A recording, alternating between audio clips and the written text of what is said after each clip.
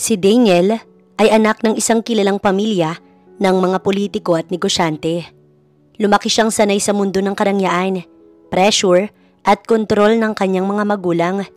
Ngunit isang araw, nakilala niya si Leah, isang mabait at simpleng babae na nagtatrabaho bilang library assistant sa university kung saan siya noon nag-aaral. Walang nakakaalam ng kanilang relasyon. Lihim masaya, walang label sa mata ng mundo. Pero totoo ang pagmamahalan. Hanggang sa isang araw, bigla na lang siyang naglaho. Umalis si Daniel nang walang paalam, walang paliwanag. Nabalitaan na lang ni Leah sa iba na ikakasal na raw si Daniel sa babaeng napili ng pamilya nito. Nabuo ang sakit sa puso niya sa katahimikan ng gabi, habang lumalaki sa sinapupunan ng bunga ng pag-ibig na iniwan. Pero hindi siya sumuko. Lumipas ang 6 na taon, naging mas matatag si Leah. Ngayon ay isang preschool teacher at isang ulirang ina sa anak niyang si Noah. Isang 6 na taong gulang na batang matalino, mabait at kamukhang-kamukha ng dating iniibig niyang si Daniel. Isang araw, nakatanggap siya ng wedding invitation mula sa isang dati niyang kaibigan. Hindi niya inakala na ito pala ang kasal ni Daniel at Patricia, ang babaeng mula sa prominenteng pamilya na ipinari sa lalaki noon pa man. Sa halip na umiwas, pinili ni Leah na dumalo, hindi para magkagulo, kundi para humarap ng taas noo, hindi bilang dating nobya na iniwan, kundi bilang isang ina na buong tapang na itinaguyod ang anak na iniwan ng ama. Sa mismong araw ng kasal, tahimik na dumating si Leah kasama si Noah. Maganda ang suot, dignified ang dating. Napatigil ang lahat nang mapansin ng bata, lalo na si Daniel na tila binagsakan ng langit at lupa nang makita ang batang may mga matang kamukhang kamukha niya. Napalingon ang lahat. Marami ang nagtanong, sino ang bata? Bakit tila may tensyon sa pagitan ng bridegroom at ng bisita? Nang makarating si Leah sa altar, matapos siyang lapitan ni Daniel, simple lang ang kanyang sinabi. Bago ka magsabi ng I do, gusto kong ipakilala mo muna ang sarili mo sa anak mo na iyong iniwan. Lahat ay natigilan. Si Patricia napatitig sa bata.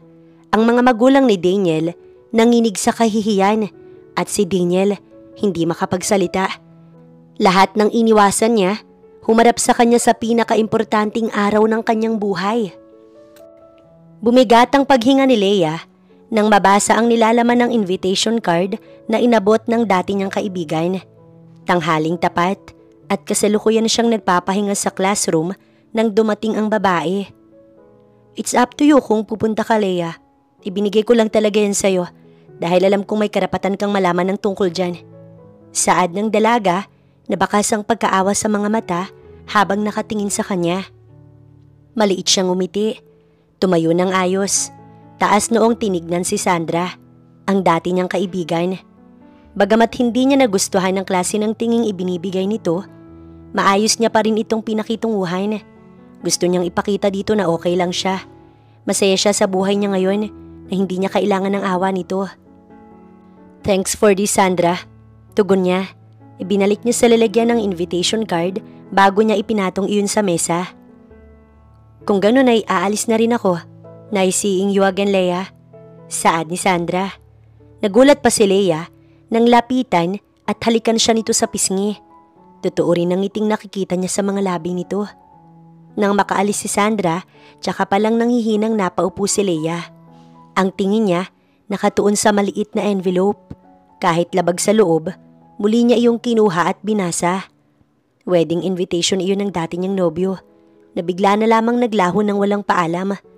Nasapo niya ang dibdib nang mabasa ang pangalan ng babaeng pakakasalan nito. So kayo pa rin palang nagkatuluyan?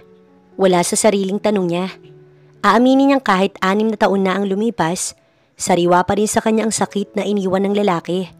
Matapos siyang ligawan, busugin sa pagmamahal at paniwalain sa mga pangako ni Daniel, bigla na lamang itong naglaho na parang bula. Walang paalam at walang sinabing dahilan. Ang buong akala niya, nakalimutan niya na ito.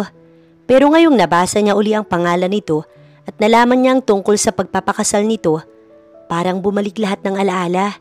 Pero siguro nga, Purong hinanakit at galit na lamang ang nararamdaman niya. Dahil nakakatawa naman kung hanggang ngayon, iisipin niya pa rin na may nararamdaman pa siyang pagmamahal dito. Leia, ayos ka lang? Napaayos ng upo si Leia at mabilis na pinunasan ang mukhang kanina papalahilam sa luha. Nang bigla na lamang sumulpot ang isa sa mga co-teachers niya na naging kaibigan na rin niya. Oo, ayos lang ako, tugon niya. Pilit na umiwas ng tingin dito. Hay nako, tayo ang nagtuturo sa mga bata na masamang magsinungaling. Pero ang totoo, tayo naman talaga ang nauunang gumawa ng ganong bagay. Wika nitong hindi naniniwala sa itinugon niya. Naupo ito sa harap ng table niya at nanunuri siyang tiningnan. So ano ngang nangyari? Bakit ka umiiyak? At sino ba yung babaeng nanggaling dito? Mukhang yayamanin pero mukha ring maarte. Dati kong kaibigan, si Sandra. Napatakip sa bibig si Meryl na tila may naalala. Yung kinukwento mo sa akin? Tumango siya bilang tugon. Tama ito. Si Sandra ay ang dati niyang kaibigan at pinsan ng ex-boyfriend niyang si Daniel. Noong iwan siya ni Daniel, ay kasunod itong naglaho. Hindi man ito nawala pero hindi niya na rin ito naramdaman pa. Dahil nagsimula na rin itong umiwas sa kanya noon. Hanggang sa tinanggap niya na lang isang umaga na wala na ang dati niyang kaibigan. So ano ang ginagawa niya dito? Pinuntahan ka ba para mag-sorry sa'yo? Wow ha, after so many years. Hindi niya pinansin ang sinabi nito. Sa halip, inabot niya dito ang card na nagtataka naman itong tinignan. Ano to? Oh my, totoo ba? Napatayo pa ito sa sobrang gulat matapos basahin ang card. Namimilog ang mga matang tinignan siya nito. Siya naman, marahan lamang na tumango. Kilala rin kasi nito si Daniel. Alam ni Meryl ang mga sakit na pinagdaanan niya noon. Dahil dito lang naman siya madalas na nagkukwento. Dahil hindi naman siya pala kwento sa kanyang ina. Ang kanyang ama naman, maagang namayapa. So ano, pupunta ka? Hindi ka agad siya nakatugon. Pero may nabuo ng plano sa utak niya. Siguro naman, hindi ka... Pupunta ako. Putol niya sa sinasabi ni Meryl. Pero hindi para manggulo Meryl. Pupunta ako para ipakilala sa kanyang batang inabandona niya. Lalong nanlaki ang mga mata ni Meryl. Waring hindi makapaniwala. Seryoso ka ba? Walang paalam niya akong iniwan. Matagal siyang nawala tapos ngayon malalaman kong nagbalik na siya at ikakasal sa iba. Malalim siyang napahinga. Tumingin sa bintana at pinanood ang mga batang naglalaro. Isa sa mga batang naroon ay ang 6 na taong gulang niyang anak na si Noah. Lumaking masiyahin, bibo at mabait kahit wala sa tabi nito ang ama. May karapatan silang pareho ni Noah na makilala ang isa't isa. Pero bilang ganti, sa mismong kasal nila ko ipapakilala si Noah. Kung hindi siguro agad nakaupo si Meryl, baka natumba na ito sa sahig dahil sa mga binitiwan niyang salita. Hindi ba delikado? Pahina ng pahina ang boses na wika nito. Tinignan niya lang ito at hindi tinugon. Pero ang mga mata niya nagpapatunay na buo na ang desisyon niyang gagawin. Mama, excited na po ako makita si Papa bukas. Totoo po bang kamukhang-kamukha ko siya? Katatapos lamang maghapunan ni Leia at kasalukuyan siyang naguhugas ng mga pinggan nang lapitan siya ng nakangiting bata. Saglit niyang itinigil ang ginagawa at hinarap ang bata. Napangiti siya. Sa tuwing nakikita niya itong masaya, saglit niyang nakakalimutan ang kabang nararamdaman para sa gagawin bukas. Siyempre, kahit nabuo ang loob niyang dumalo sa kasal ni Daniel, naroon pa rin ang kaba sa kanyang dibdib. Hindi niya nga lang sigurado kung dahil ba sa galit o dahil excited din siyang ito ay makita. Hindi niya maiwasang mapatanong minsan kung ano na bang itsura nito sa personal. Sa picture kasi totoong napakagwapo, walang maipintas at siguro'y mas gwapo ito sa personal. Pero hindi siya pwedeng magpaka-apekto sa kakisigan nito. Dapat niyang panatilihing matigas ang dibdib kung ayaw niya nang masaktan. Oo Noah, kamukhang-kamukha mo siya. Parehong magaganda yung inyong mga mata at ilong. Para kayong pinagbiyak na buko. Nasinabayan pa ng pagpisil sa pisngi ng anak niya. Tila naman, kinilig ang bata. Lalong kumislap ang mga mata. Eh di gwapo din po si Papa. Doon napawi ang ngiti niya. Mas gwapo ka anak, sige na maglinis ka na ng katawan mo at matulog. Tatapusin ko lang tong ginagawa ko at susunod na rin ako sa kwarto. Sige po mama, good night po. Humalik pa ito sa pisngi niya bago umalis. Napapailing na ipinagpatuloy niya na lamang ang ginagawa niya. Kanina nang sabihin niya kay Noah ang tungkol sa ama nito. Hindi na napawi-pawi ang saya sa mukha nito. Kaya paano pa ba siya aatras? Gayong ayaw niyang sirain ang magandang mood ng bata. Kinabukasan, ilang oras bago ang kasal ni Daniel, hindi halos maalis-alis ang paningin ni Leia sa harap ng salamin. May ilang minuto na siyang nakatayo doon at pinagmamasdan lamang ang sarili. Maganda ang suot niya. Hindi siya mukhang kawawa at mas lalong hindi mukhang desperada. Maayos ang pagkakalagay ng make-up sa mukha niya. Sinadya niya ring kapalan ng lipstick para magmukha siyang matapang. Totoong malaki na ang ipinagbago niya sa dating siya. Noong dalaga pa siya, napakasimple niya lamang manamit. Hindi naglalagay ng kung ano-ano sa muka. Noon ay mukha pa siyang utu-uto. At totoo nga siguro dahil nauto siya ni Daniel Villanueva. Inakala niya noon na iba ito sa lahat ng mayaman. Pero maling akala lang pala ang lahat. At ngayon, sisiguraduhin niyang hindi na siya nito mauuto pa. Mama, matagal ka pa po ba? Baka po mainip si Papa. Naputo lang pagbabalik tanaw ni Leia sa nakaraan nang marinig ang boses ng anak mula sa labas ng silid. Kanina niya pa ito binihisan. Ginandahan niya rin ang bihis dito. Tipong unang tingin mo pa lang sa mukha nito, masasabi mo ng kahawig na kahawig ito ni Daniel. Napangisi siya. Siguradong magugulat ang mga taong imbitado sa kasal ng lalaki. Oras na makita nito si Noah. Palabas na ako anak. Isang beses pang pinasadahan ng sarili sa harap ng salamin bago lumabas ng silid. Dahil anak ng negosyante at governor ng kanilang lugar si Daniel, kaya hindi na nagtaka pa si Leia nang makitang maraming bantay sa labas ng simbahan kung saan idaraos ang kasal ng lalaki. Mabuti na lamang at meron siyang invitation card. Kung walay siguradong hindi siya makakapasok sa simbahan. Mahihigpit kasi ang mga bantay, lalo na sa mga tulad niyang hindi yata pamilyar sa mga ito. Pero bago sila payagang pumasok ng mga ito sa simbahan, nakita pa niya ang tingin ng mga ito sa kanyang anak na hindi na lamang niya pinansin. Malamang magugulat nga ang mga ito dahil kamukhang kamukha nga naman ang ikakasalang batang kasama niya. Mama, ano pong meron? Bakit dito tayo sa simbahan nagpunta? Nasa loob po ba si Papa? Tsaka, bakit po ang daming bantay sa labas? May mga baril pa po silang dala. Sunod-sunod na tanong sa kanya nang nagtatakang bata. Tumigil siya saglit sa paglalakad para sagutin ito. Naaalala niya, hindi nga pala alam ng bata ang nagaganap ngayong araw. Basta anak, nasa loob si Papa, naghihintay sa atin. Kaya behave ka muna ha, bawal malikot at huwag kang aalis sa tabi ko. Okay ba yon? Opo mama. Hinalikan niya muna ito upang alisin ang namumuong kaba sa dibdib. Pagkuway nagpatuloy na sila sa pagpasok sa simbahan. Nagsasalita na ang pari nang makarating sila sa nakabukas na pintuan. Ang simbahan, punong-puno ng mga tao. Maganda ang disenyo ng paligid.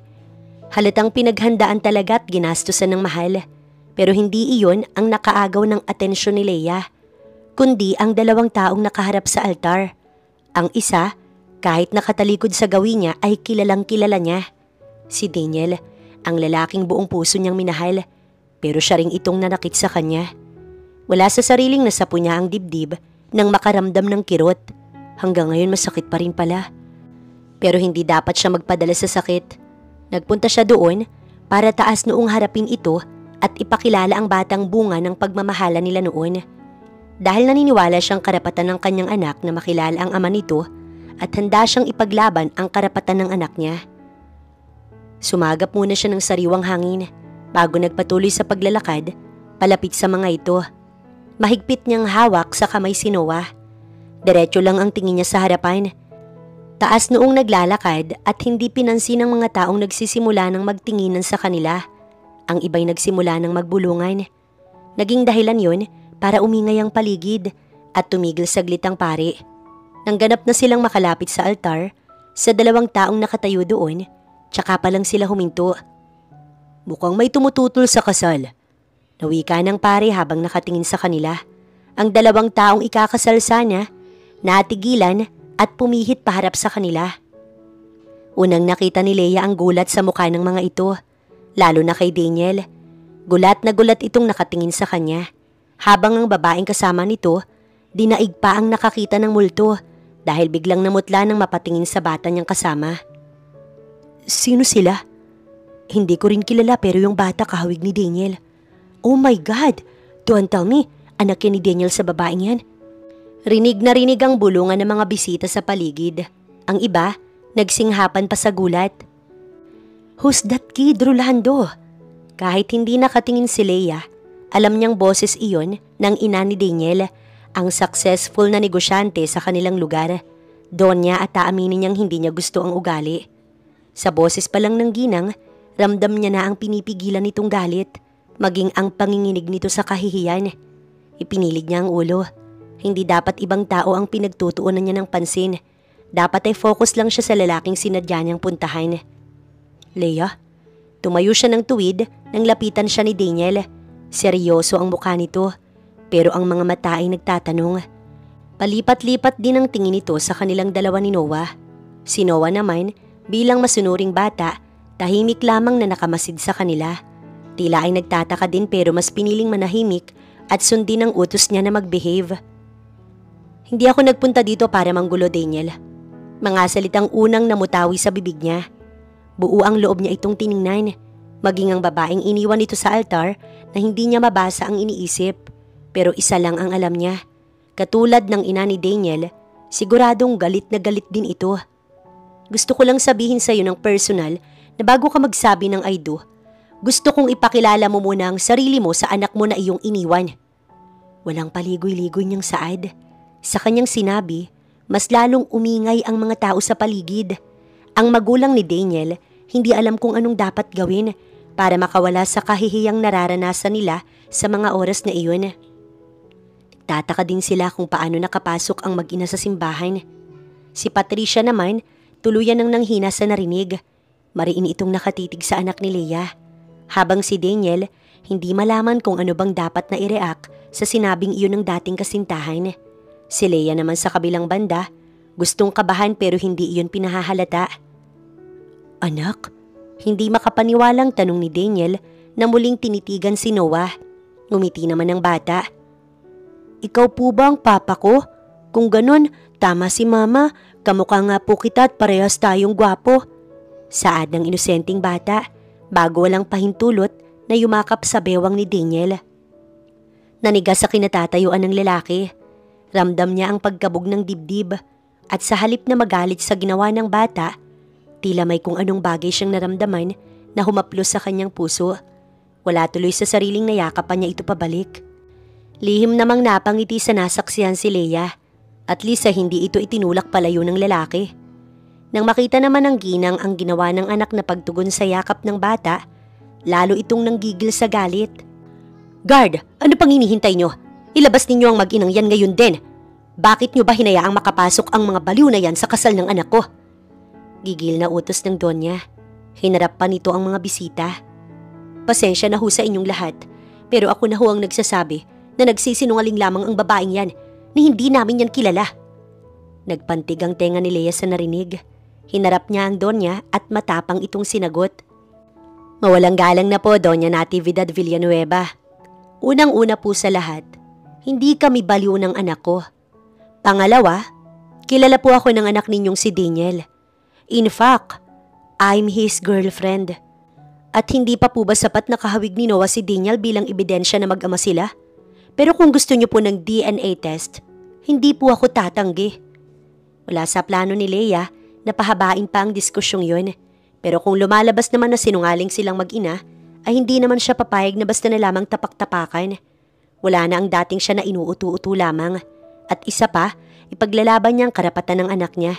At iyon ay ang makilala ang ama nito na matagal nang nawala. Huwag niyo silang hahawakan. Maotoridad na utos ni Daniel nang akma siyang lalapitan ng dalawang gwardya. Takot na umatras palayo ang mga ito sa kanya. Daniel! Suway ng magulang nito na tila hindi nagustuhan ng sinabi. Ako ang bahala sa kanila. Ani Daniel na hindi pinansin ng mga magulang. Binuhat nito si Noah at pagkatapos, Nilapitan siya at hinawakan ng kanyang kamay. Muntikan pa siyang mapahiyaw sa gulat nang makaramdam siya na para siyang kinuryente nang magdikit ang balat nila. "Let's get out of here." Seryosong wika nito sa kanya bago siya iginiya palabas ng simbahan. "Daniel!" Narinig pa nila ang pagtawag ni na Patricia at magulang nito, pero tila bingi ang lalaki na nagpatuloy sa paglalakad palabas ng simbahan. "Saan po tayo pupunta, Papa?" Natigilan lang sila sa paglalakad nang magtanong si Noah. "Sa bahay ni Papa, anak." Tila hinaplos ang puso ni Leia nang marinig ang malambing na boses na iyon ni Daniel. Hindi rin niya akalaing gagawin iyon ng lalaki.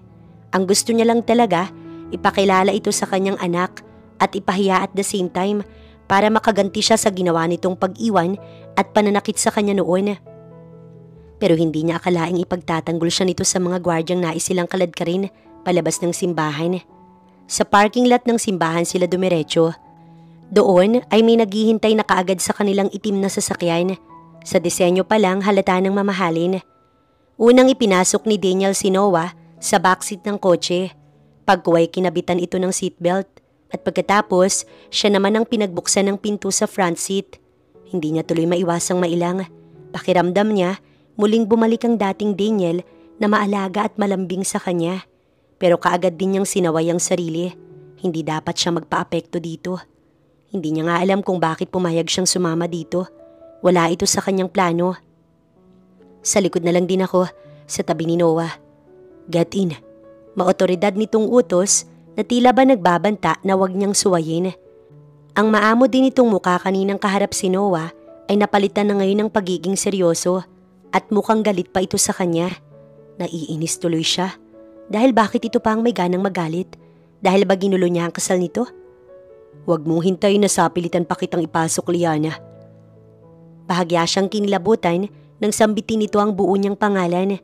Pero sa halip na ipahalatang natakot, malalim niya itong tiningnan. "Huwag mo rin akong tinatakot, Daniel Villanueva." Tila naman nagulat ito sa kanyang inasta. Pero saglit lang dahil nakakaloko itong umisi. "Hindi kita tinatakot, Leia. Pinapaalam ko lang sa iyo ang kaya kong gawin kung magmamatigas ka pa." Nagngingit-ngit ang kanyang ngipin sa galit. "Saan mo ba kasi kami dadalhin ng anak ko? Alam mo, uuwi na lang kami." "Hindi kayo uuwi. And correction please, anak natin Leia. Ikaw na mismong nagsabi sa aming lahat kanina. Unless niloloko mo lang kaming lahat." Tuluyan ang nagpantigang tenga niya sa galit. "At bakit ko naman kayo lolokohin? Ano ko, ikaw?" Natahimik ito sa kanyang tinuran. Muli ring sumeryoso ang muka. "Just get in. We need to talk." Hindi na siya nito hinintay pang sumagot. Nauna na itong pumasok sa loob ng sasakyan. Walang magawa na pumasok na lamang siya. Lalo na at pansin niyang naiinip na rin si Noah. Kalahating oras din ang itinagal ng kanilang biyahe bago huminto ang sasakyan sa labas ng malaking gate. Kusang bumukas ang gate at muling umandar ang kotse papasok sa malawak na bakuran. Hindi na siya nagulat o namanghaman lang sa ganda at lawak ng lugar na pinagdalhan sa kanila ni Daniel. Mayaman ang lalaki, kaya expected na niyang malapalasyo ang bahay na tinutukoy nito kanina sa anak niya. Manghang-mangha si Noah nang lumabas sila ng kotse. Siya naman ay tahimik lamang na nagmamasid sa paligid. Tahimik ang buong lugar, mukhang sila lamang ang tao. "Ito po ba yung bahay niyo, Papa? Ang laki naman po, para pong palasyo." Tanong ni Noah kay Daniel. Hawak ito ng lalaki sa kamay habang naglalakad papasok ng bahay. Siya ay tahimik lamang na nakasunod. Kanina pa siya atat na tanungin ng lalaki kung bakit sila dinala doon. "Oo anak, at ito na rin ang magiging bahay ninyo." Natigilan siya sa narinig. Anong ibig nitong sabihin? "Talaga po? Gusto ko na po agad tumira dito." Kulang na lang magtatatalon sa tuwa ang bata. Nang makarating sila sa salas, bumungad sa kanilang malaking TV at malambot na sofa. "Manood ka muna dito, Noah. May pag-uusapan lang kami ni mama mo." "Sige po, Papa." Pagkatapos buksan ni Daniel ang TV, ay tsaka siya nito sinenyasan. Walang imik naman niya itong sinundan. Sa likod kung saan naroon ng pabilog na swimming pool sila huminto. "Bakit mo kami dinala dito?" "Bakit? Mas mabang dalhin ko sa bahay ko ang aking anak." "Pwede ba? Sumagot ka naman ng maayos, Daniel." Mahina itong natawa. Pasimple nitong kinalas ang necktie. Ako ang sagutin mo ng ayos, Leia. Anong binabalak mo? Seryosong tanong nito habang isa-isang tinatanggal ang pagkakabotones ng polo. Hindi kaagad siya nakasagot. Hindi niya inaasahang iyon ang itatanong nito. At isa pa, kinakabahan siya sa nakikitang kaseryosohan ng mukha nito. Nagkakamali ka kung iniisip mong may masama akong binabalak, Daniel. Gusto ko lang ipakilala sa iyo ang anak mo na tinalikuran mo. At karapatan ng anak ko na makilala ang ama niya. Yun lang yun. Pilit niyang nilabanan ng mga tingin nito. Walang mangyayari kung ipapahalata niyang kinakabahan siya sa presensya nito. At sa mismong araw pa ng kasal ko, napalunok si Leia. Ramdam niya na ang galit sa boses ng lalaki. At kailan pa, Daniel? Ang tagal mong nawala na parang bula. Tapos malalaman ko na lamang na ikakasal ka na. Ni isang beses hindi mo man lang nagawang magpakita sa akin. Kaya ginusto mo manggulo sa araw ng kasal ko. Galit ka pa rin sa akin. Di ka pa ba nakaka-move on? Hindi siya nakasagot. Nabuking na kaagad nito ang kanyang plano. Mariin niyang naikuyom ang mga kamay. Ang kapal ng mukha mo. Matinding pagpipigil ang ginawa niya para lang hindi ito masampal. Aalis na kami ng anak ko. Akmang tatalikuran niya na ito nang muli itong magsalita. Kukunin ko ang anak ko at lilinawin ko lang. Hindi ko siya tinalikuran. Hindi ko alam na buntis ka noong umalis ako. Kaya wala akong tinalikuran. Hindi makapaniwalang tiningnan niya ito. Ngayon siya tuluyang nakaramdam ng takot.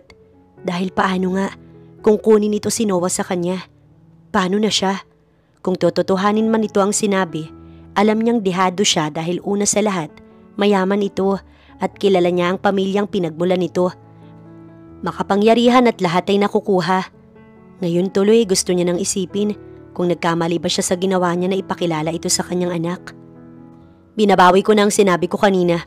Hindi mo siya anak. At tama ka. Ginawa ko lang yun para guluhin ang kasal mo. Para makaganti sa'yo. Yun lang yun. Hindi mo anak si Noah. And do you really think na paniniwalaan pa kita? Matapos kong mahawakan, mabuhat at mayakap ang anak ko. Nang humakbang ito palapit sa kanya, ay gilala siyang napaatras. Hindi mo nga siya anak. Ano ba? Mahina siyang napamura nang maramdaman ng malamig na glass wall sa likuran niya. Na-corner siya ng lalaki. Ang madilim nitong mga mata, mariing tumitig sa kanya. Bakit, Leia? May iba ka pa bang pinag-alayan ng katawan mo bukod sa akin? Halos magtaasan lahat ng balahibo sa kanyang katawan nang tumama sa kanyang muka ang mainit at mabango nitong hininga. Lumayo ka nga sa akin. Sinubukan niya itong itulak sa dibdib pero nabigo siya. Mas lalo nitong inilapit ang muka sa kanya kaya mas lalo lang siyang nainis. Naiinis siya sa lalaki pero mas naiinis siya sa sarili dahil bakit parang nangihina na siya ngayon. Dapat ay hindi siya magpakita ng kahinaan dito. Mali ito. Wala na dapat epekto sa kanya ngayon kung magkalapit man sila at magdikit ng katawan.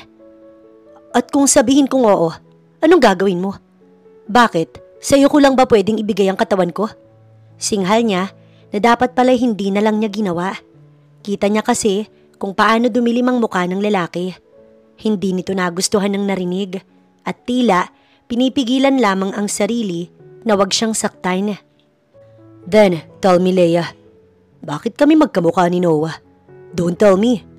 Pinutol nito ang sasabihin bago dahan-dahang inilapit ang bibig sa kanyang tenga at doon ay bumulong ng mga salitang nagpapantig ng kanyang tenga. Ako ang iniisip mo habang nakikipagtali ka sa iba. Bumilis ang kabog ng dibdib niya sa galit nang marinig ang sinabi nito. Kaya buong puwersa niya itong itinulak at pagkatapos malakas na sinampal. Bastos! Halos singalin siya sa galit na nararamdaman niya.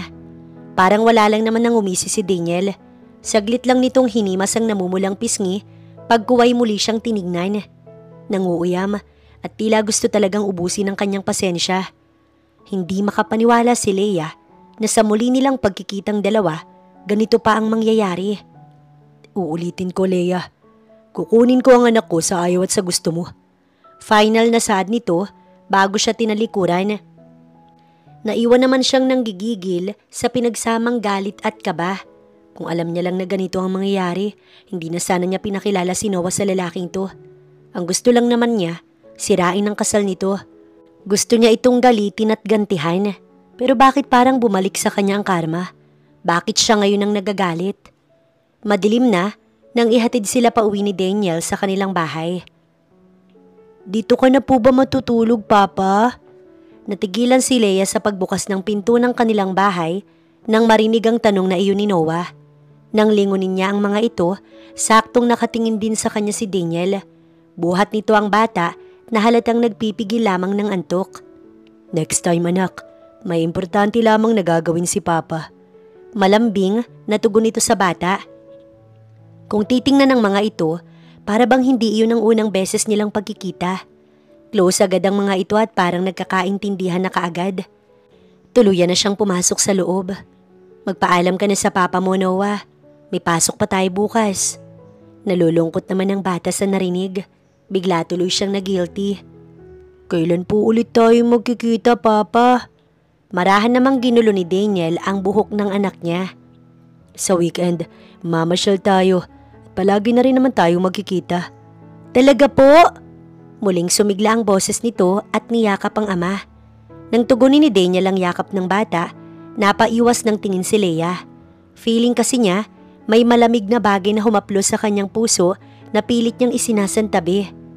Matapos magpaalam sa isa't isa ng mga ito, umalis na rin si Daniel.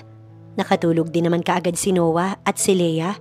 Tulad ng inaasahan, hindi man lang dalawin ng antok.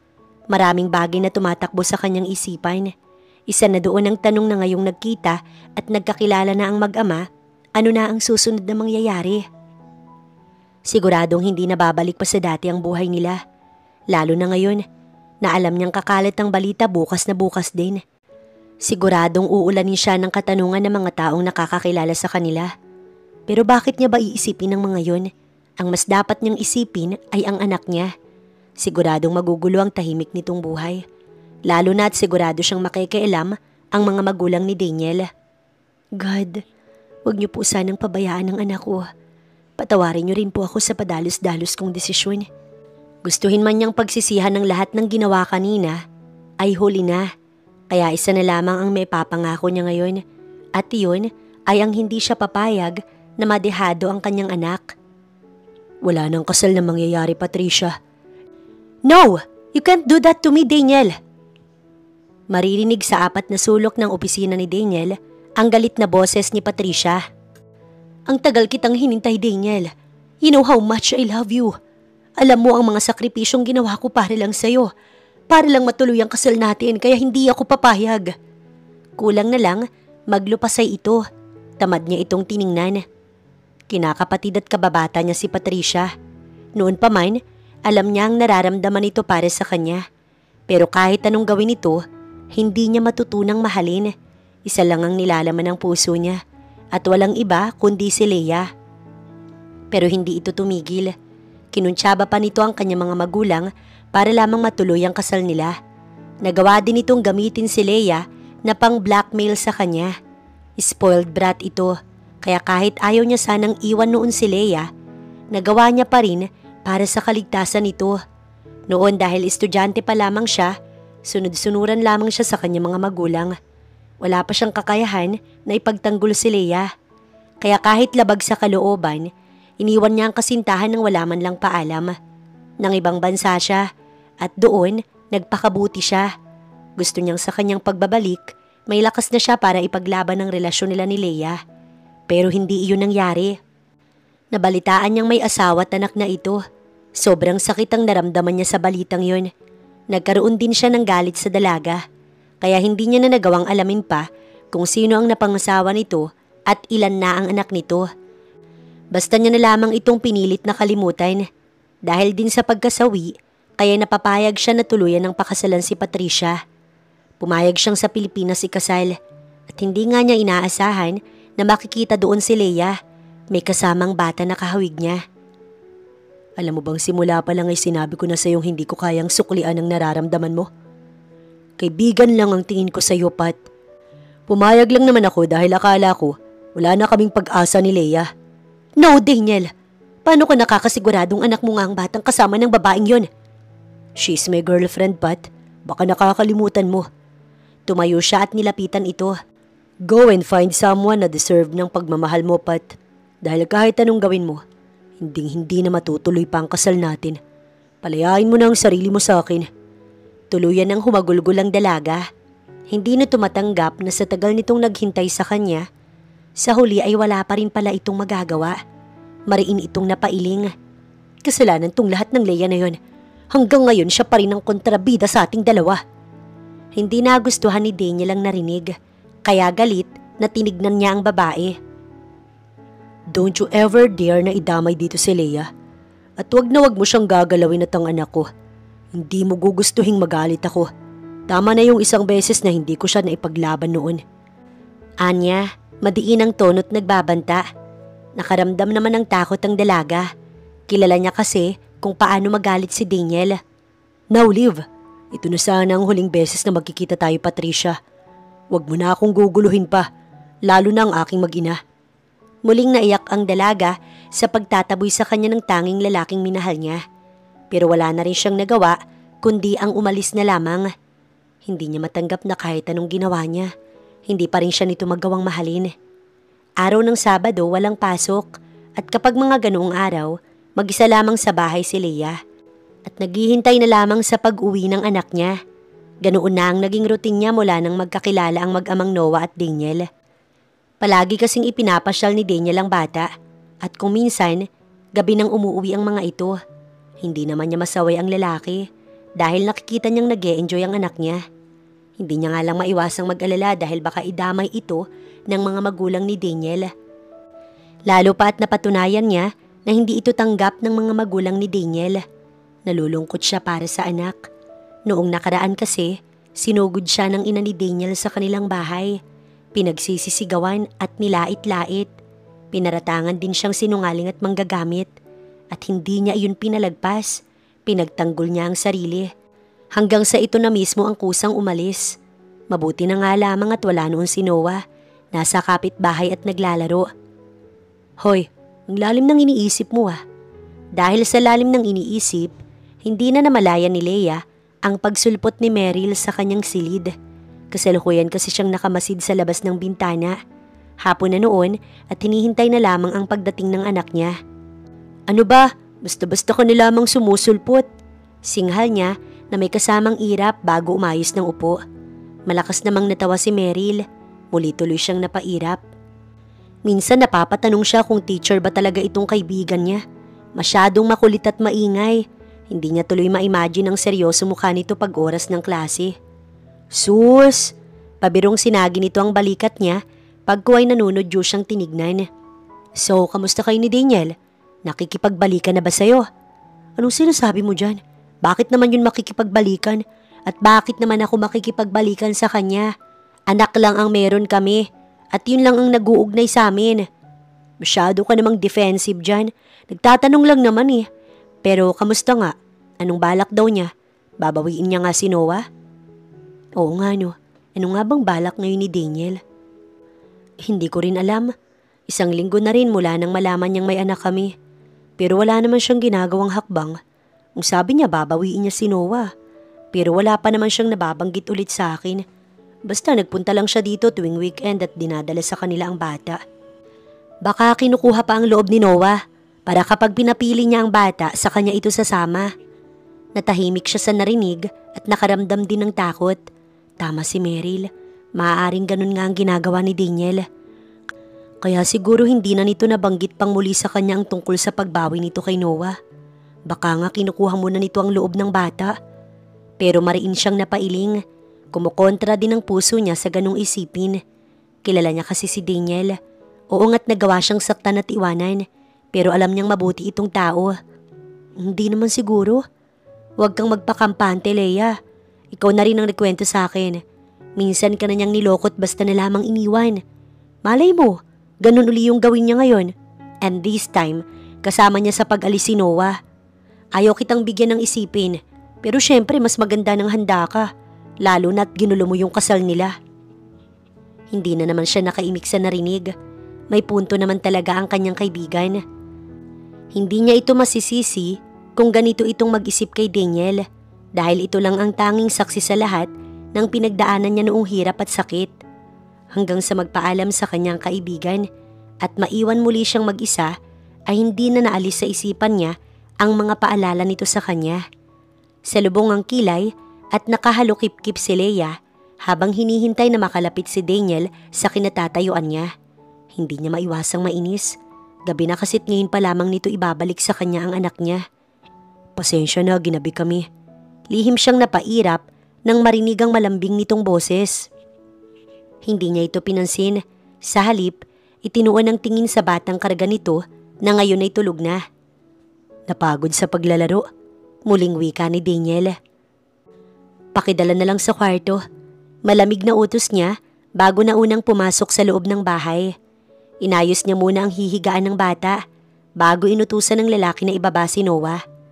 Mahimbing pa rin ang tulog ni Noah nang ibaba ito ni Daniel. Pasensya na ulit at gabi ko na siyang naiuwi. Ani Daniel nang sundan siya nito pabalik sa salas. Wag na lang sanang mauulit. Alam mong weekend na lang din ako nagkakaroon ng oras sa anak ko. Gusto niyang maramdaman ito na hindi talaga niya nagugustuhan ang paglapit-lapit nito kay Noah. Anak ko rin, Leia.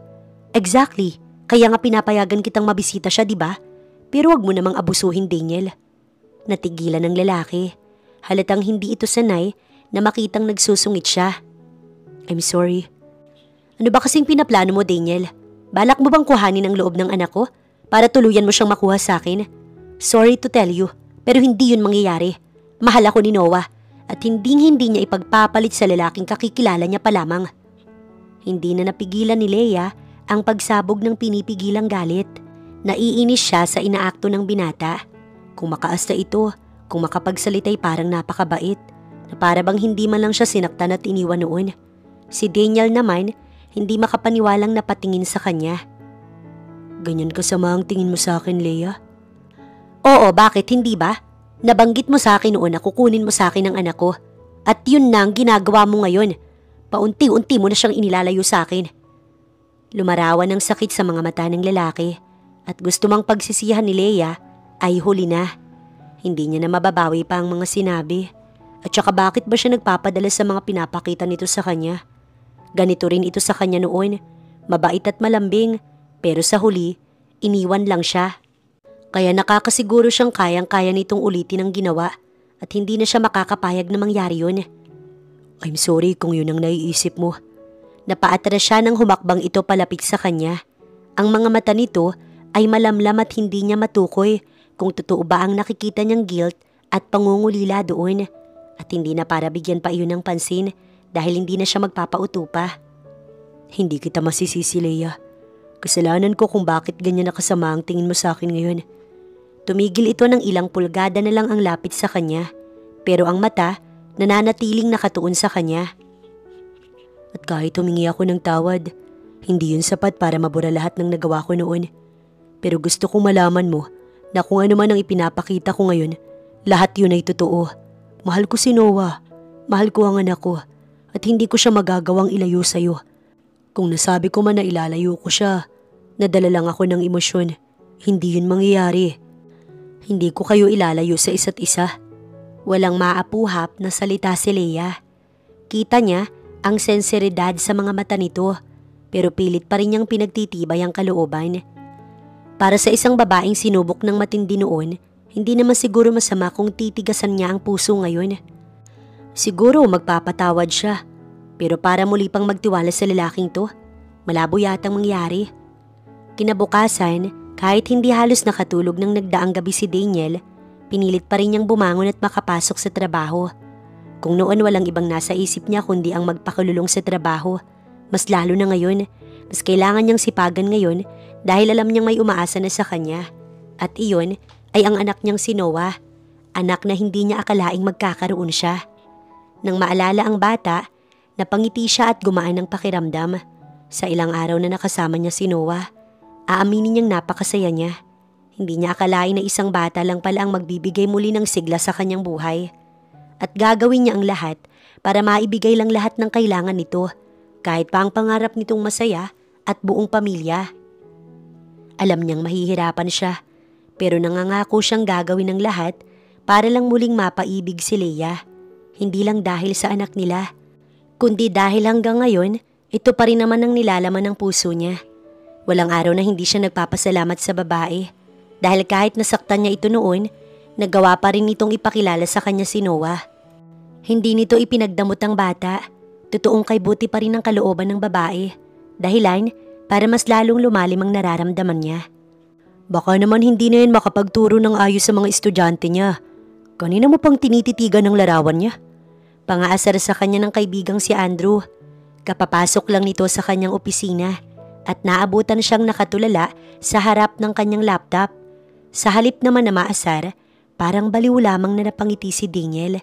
Sumandal ito sa swivel chair pero ang tingin nasa picture pa rin ni Leia. Walang kupas bro, ganda pa rin niya. Nakaka-proud lang din na nagawa niyang tuparin ang pangarap niya na maging guro. Masaya ako para sa kanya. Nagmamalaki niyang saad. Hindi niya makakalimutan. Noong magjowa pa lang sila ni Leia, madalas na nitong sabihin sa kanya na pangarap nitong maging guro. Naalala din niya kung paano sila sabay na nangarap noon at masaya siyang pareho nilang natupad ang mga yun. Nakakalungkot nga lang na hindi sila magkasama nang matupad nila ang mga pangarap. Nakakamangha talaga bro, para sa babaeng katulad niya na basta nalang iniwan ng walang paalam. Tapos nabuntis pa, pero nagawa pa ring lumabas ng patas para matupad lang ang pangarap.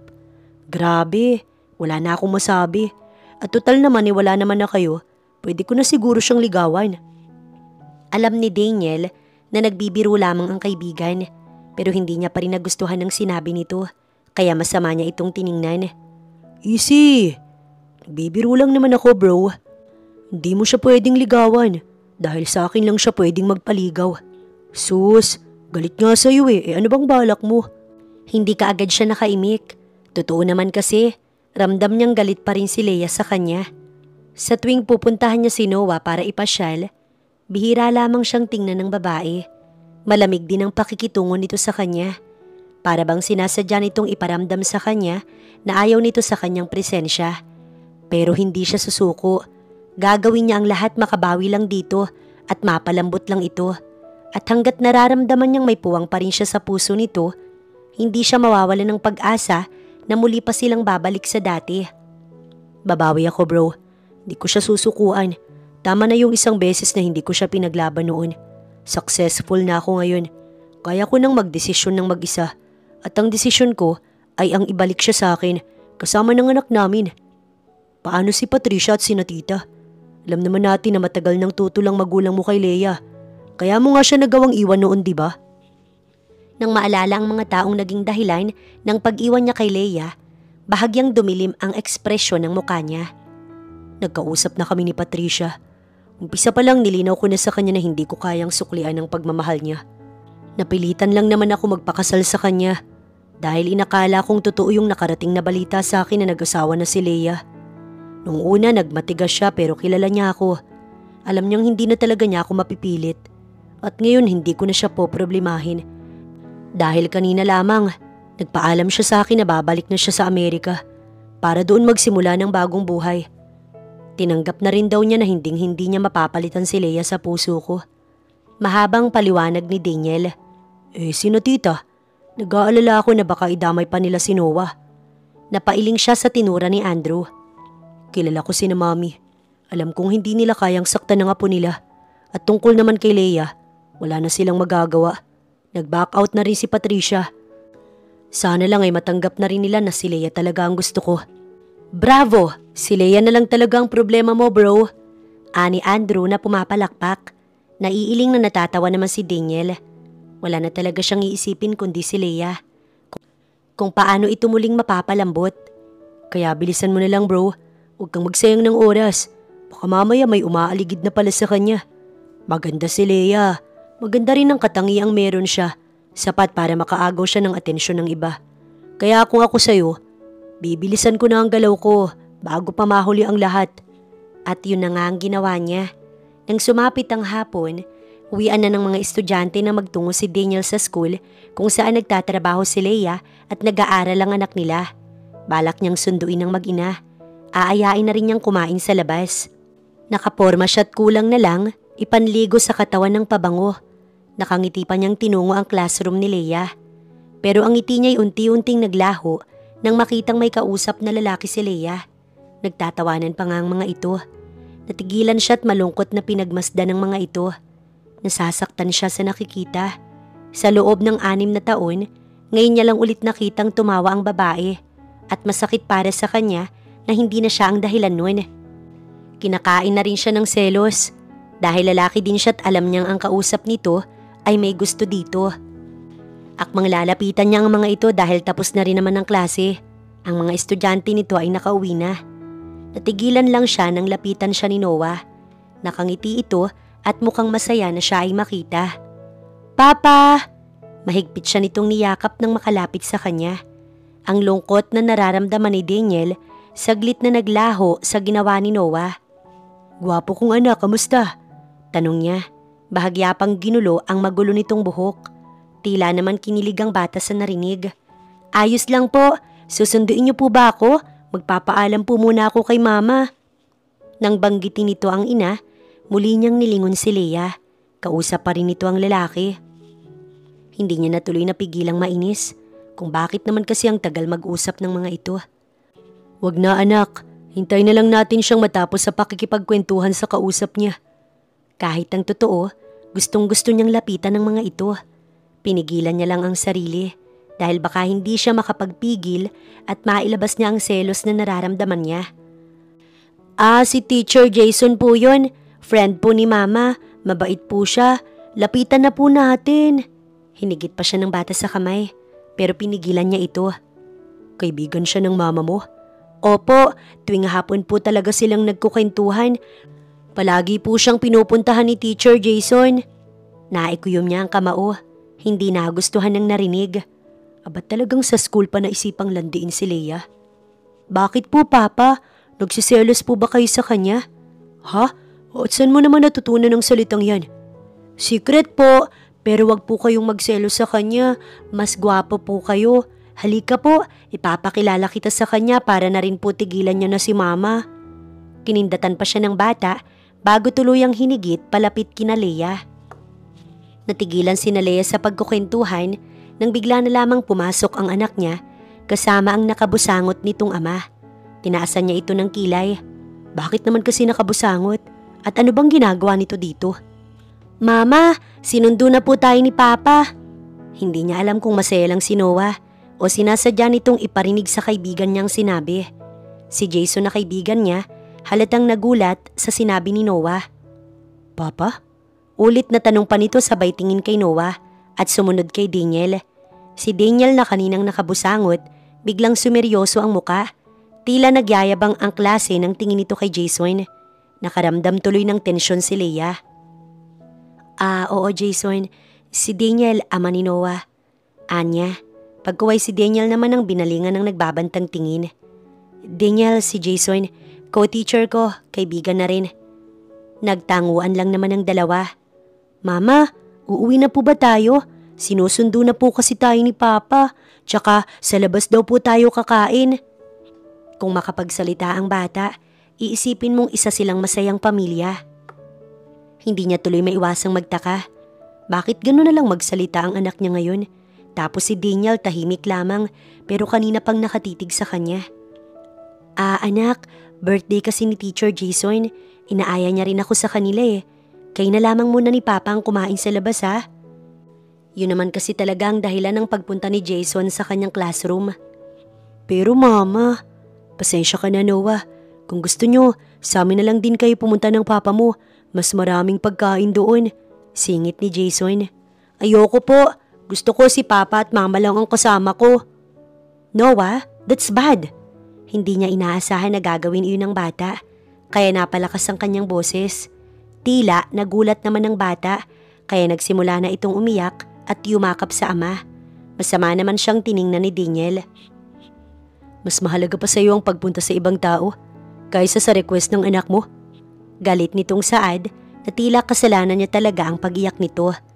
Nagigilty siya sa pagsigaw sa bata, pero natabunan iyon ng galit sa sinabi ni Daniel. Kung makapagsalita kasi ito parang napakasama niyang ina. Pero sa halip na patulan, mas pinili niyang kumalma. Binalingan niya si Jason. Nahihiya niya itong initian. "Jason, pasensya na ha." Nakakaunawa naman itong tumango, pero kita niya ang lungkot sa mga mata nito. Ayos lang, Leia. Family first. Ngumiti pa ito bago nagpaalam sa kanila. Nang makaalis ito, muli niyang binalingan ng anak at humingi ng tawad. Huwag nang magtampo ha, sasama na si Mama. Naiyak pa ang bata nang humarap sa kanya, pero nang marinig ang sinabi niya, kaagad din itong napangiti. Talaga po? Thank you po, Mama. Nagtatatalon pa ito sa tuwa bago siya niyakap. Nang sulyapan niya naman si Daniel, ay sa malayo ito nakatingin. Tila iniiwasang mapatingin sa kanya. Natuloy nga ang family date nila. Walang mapaglagyan ng saya ni Leia habang pinagmamasdan ang kasiyahan ng anak. Magana rin itong kumain. Pagkatapos nilang kumain, tila hindi man lang ito napapagod. Dahil nag-aya pa itong maglaro sa playtown sa loob ng mall at nang magsawa, nag-aya namang manood ng sine. Kaya naman ginabi na sila nang makauwi sa bahay. Tulog na rin ito't buhat-buhat na lang ng ama papasok sa kanilang bahay. Malakas ang ulan ng mga sandaling yun, kaya hindi mapakali si Leia kung papayagan niya bang umuwi si Daniel o doon muna patutulugin. Gabing-gabi na rin kasi at baka maaksidente pa sa sobrang lakas ng ulan. Sa salas ay naabutan siya ni Daniel na pauli-uli. Ayos ka lang? Nag-aalalang tanong nito. Kagagaling lang nito sa silid ni Noah. Natigilan siya at hindi kaagad nakasagot. Anyway, gusto ko sanang mag-sorry tungkol dun sa nasabi ko kanina sa'yo. Leia, hindi ko sinasadya. Ayos lang yun, wag mo nang isipin. Pero nagigilty ako. Hindi ko intensyong pagmukain kang masamang ina kanina. Nadala lang siguro ko ng selos. Kapwa sila natigilan. Ha? Bigla ang pagkabog ng dibdib ni Leia, lalo na nang humakbang ito palapit sa kanya. Pasensya ka na. Nagsiselos ako kahit wala naman akong karapatan. Totoo ba ang naririnig niya? Ano bang sinasabi ng lalaking to? Pero kung bibigyan mo ko ng karapatan, why not? Nahigit niya ang hininga nang tuluyan itong makalapit sa kanya at hawakan ng mga kamay nito. Malamlam ang mga mata nitong nagsusumigaw ng pangungulila at pagmamahal. Ano bang sinasabi mo? Sinubukan niyang bawiin ang mga kamay mula dito. Pero lalo lang nitong hinigpitan ng kapit doon sa paraang hindi siya masasaktan. Ayusin na natin to, Leia. Bigyan mo ko ng pagkakataon. Pangako babawi ako. Hayaan mo kong ligawan ka ulit at patunayan na hindi naman talaga naglaho ang pagmamahal ko. Sumakit yata ang ulo niya sa mga salitang binitiwan nito. Daniel, alam kong napakaduwag ko noon nung iniwan kita. Pero maniwala ka, hindi ko kagustuhan yun. Hindi ko gustong iwan at saktan ka.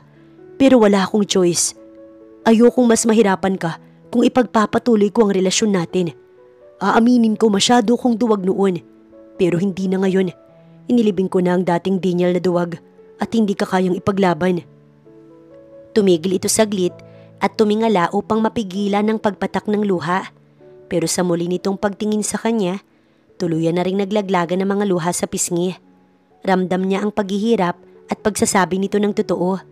Pero may pumipigil pa rin sa kanya na huwag magpapadala sa mga ipinapakita nito. Pero hanggang kailan nga ba niya susupili ng nararamdaman niya?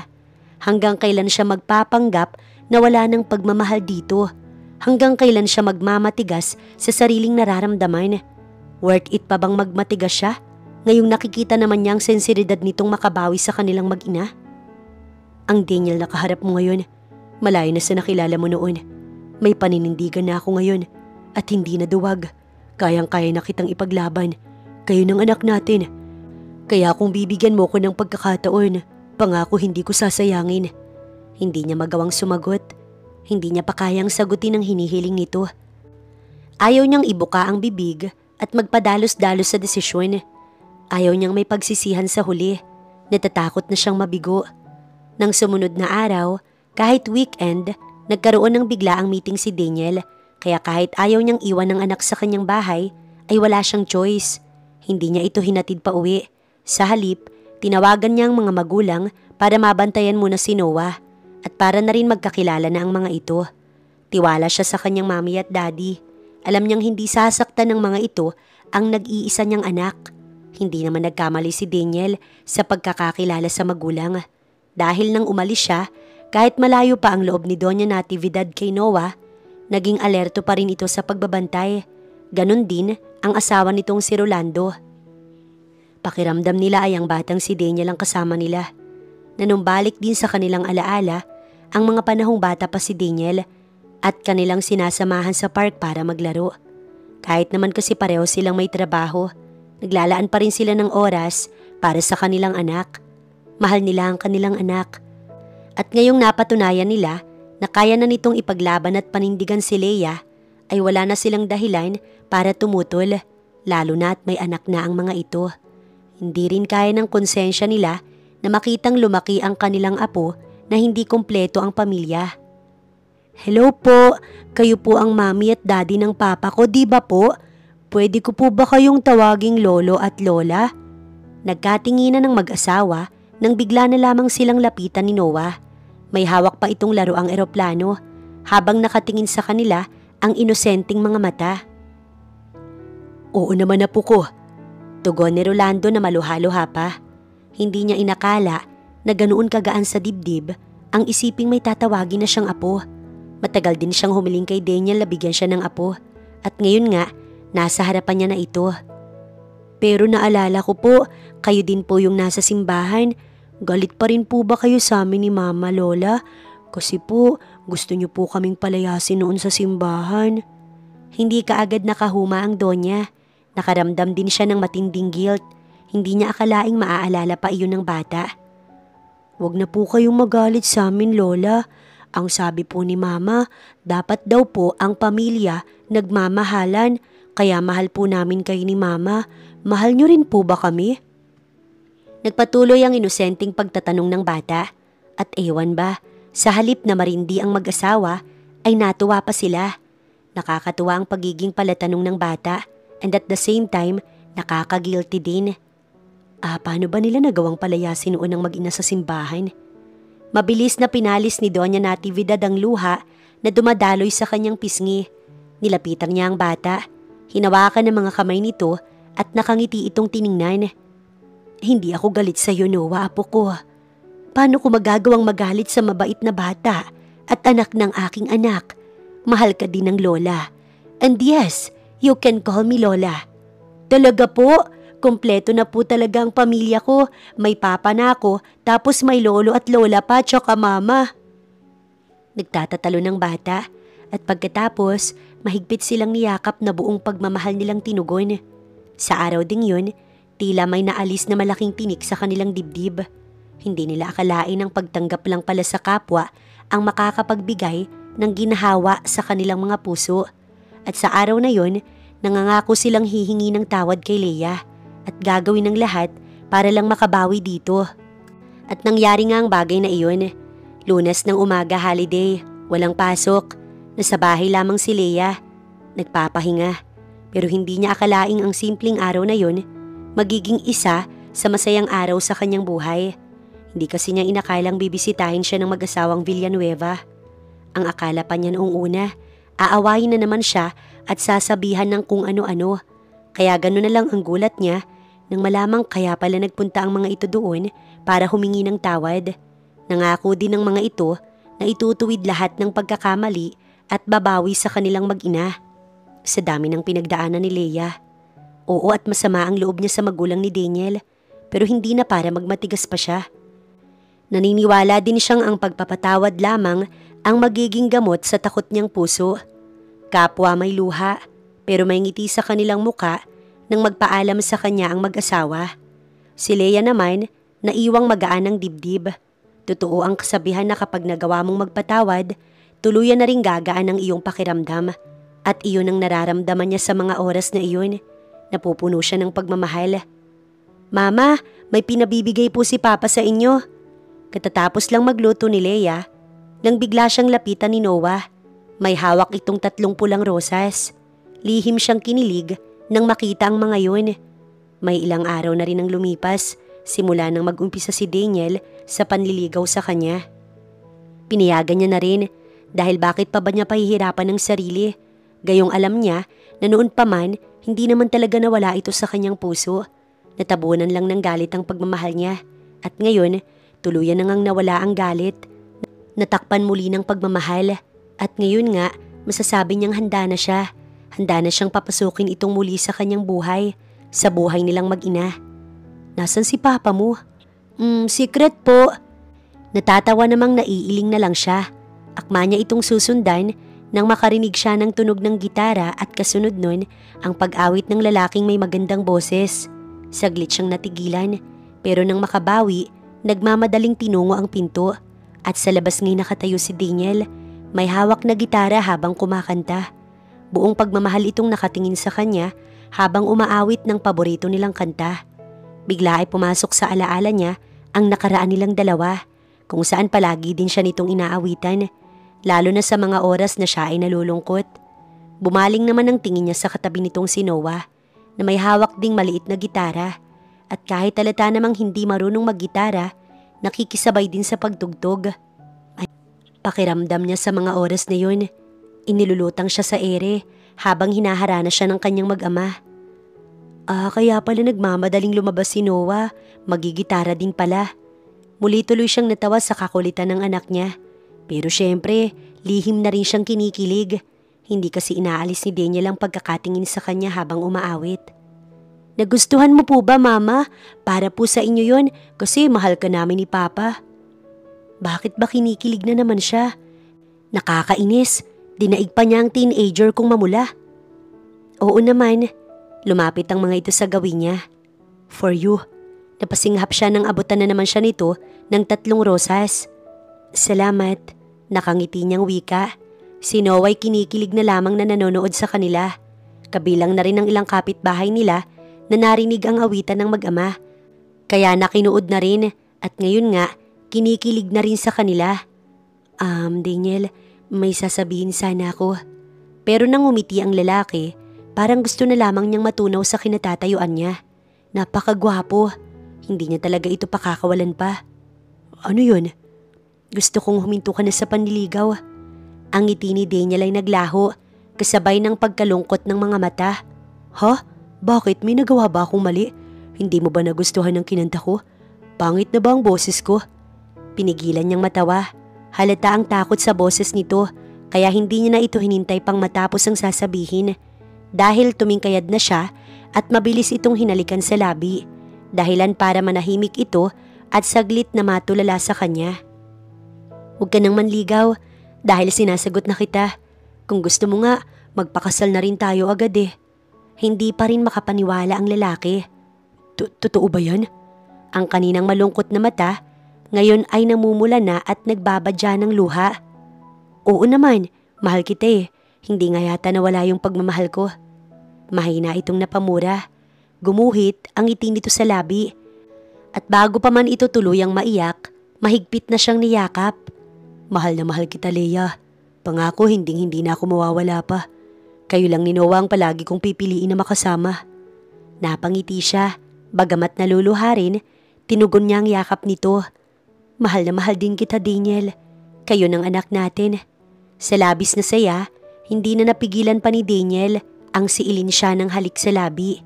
Natatawa namang nagtakip ng mata si Noah habang ang mga kapitbahay maingay na pumapalakpak at naghihiyawan. Wala na nga yatang mahihiling si Leia. Punong-puno ng pagmamahal ang puso niya ng mga oras na yon at alam niyang ang pagmamahal na yon hindi na matatabunan pa muli ng galit. Totoo nga ang kasabihan na ang pagtanggap at pagpapatawad ang susi para maalis ang galit at bigat sa dibdib. Kaya ang payo ni Leia para sa mga babaeng katulad niya na iniwan na walang dahilan at biglang binalikan, kung alam niyo sa sarili niyo na mahal pa kayo ng lalaki at mahal niyo rin, at kung nakikita niyo namang bumabawi sila, walang masama sa pagbibigay ng second chance. Malay niyo ang second chance na yun ang magdadala sa inyo sa masayang forever. Huwag matakot magpatawad, magmahal at muling sumugal.